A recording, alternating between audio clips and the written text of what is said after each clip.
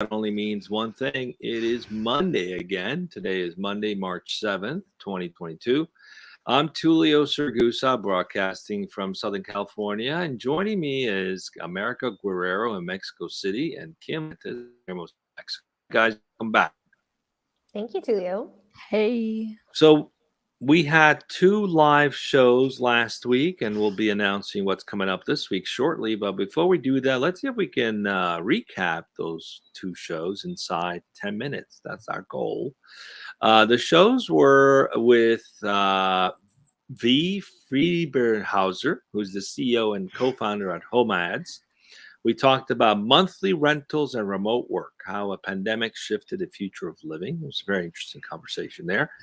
And then we spoke with Aroon Tungare, who's the CEO at NODABL Networks. And we talked about private cellular networks, the new wild, wild west of wireless, how private LTE and 5G networks are disrupting the wireless industry status quo and enabling digital transformation of the private sector and enterprises. Really enjoyed that conversation. Yeah, say that 10 times fast. I enjoyed both, but the wireless one really had my fires turned up because I started my career in telecom. I was like, wow, that's all. I know. I was just sitting on the side watching the gears in both of your heads turn. I'm like, and after the show was over, we just kept talking about this. So in fact, I have a call following up with Aroon this week because I'm so excited about it. I'm going to give him some more ideas. How magical. Yes. So which of these 2 shows stood out for you guys and why? If both, why? I liked both of these shows. And I think while they're definitely 2 very distinct verticals, what I think they have in common, both V and Aroon, is this eye for a new market, a new niche, and the ability to sort of swoop in at the perfect time is sort of that common thread that I saw with both of these entrepreneurs. So with V, I think I really appreciated, traditionally when we think of working remote and temporary housing, what always comes to my mind is travel. But this niche and what they're doing is sort of this test driving, right? Your ability to test drive a city, a neighborhood, and live there for a month at a time to see if you want to live there more permanently. And I thought that was just fantastic. And it's a different approach to what's already out there. And of course, using technology and that networking to accomplish this. Yes, it was really interesting, the conversation with Aroon, creating private networks, right? I learned about OMs. Yes, about how the status quo in the wireless industry has been changing, his point of view. I really enjoyed Zoe's participation. I think she was so curious about digital transformation and private enterprise. Yes, it was like talking about working from home and working with home from kids. Yeah. I'm pretty sure she was just interested in seeing herself on the camera, but she was so cute. With B, I really enjoyed when she talked about her reputation, how she can do a lot with very little, and how is that aligned with her company's business model, her company culture, how she support the youngest team members of her company. She's so cool. I was like, oh wow, it's so nice to learn from a woman like her. Yeah, I think the word she used to describe herself, and probably other people do, is scrappy, right? Yes. I was like, yes, very, very scrappy woman in the best of the senses.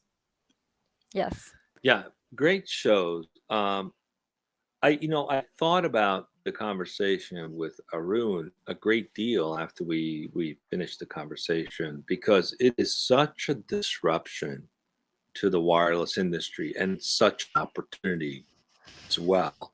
You see, with perpetually connected devices, right? With the tracking that was available for a long time, you could understand consumers and target them from an advertiser's perspective a lot better. But in recent times, the privacy and the IP address can be secured, so you don't have that same capability you had even just a year ago. So how do you build that relationship with a particular consumer?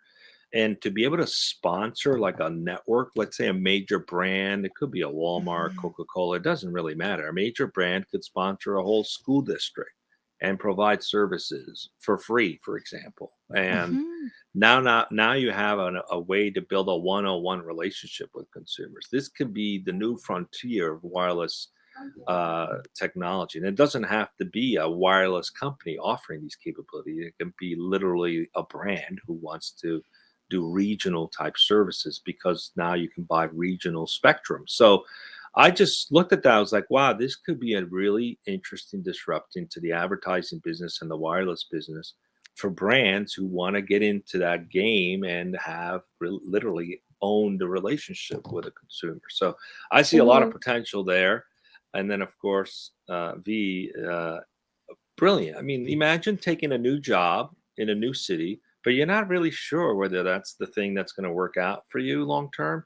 And you sell your house and you move your family, and it's very disruptive to go through all that. Versus, I'm just going to go rent a place for 6 months and see how it goes, and then we can determine what we're going to do next, right? I mean, people have that flexibility to Brilliant. do that. Or people who just like to live on the road, they just want to explore different things. With remote working today, you don't have to be in a particular office or location.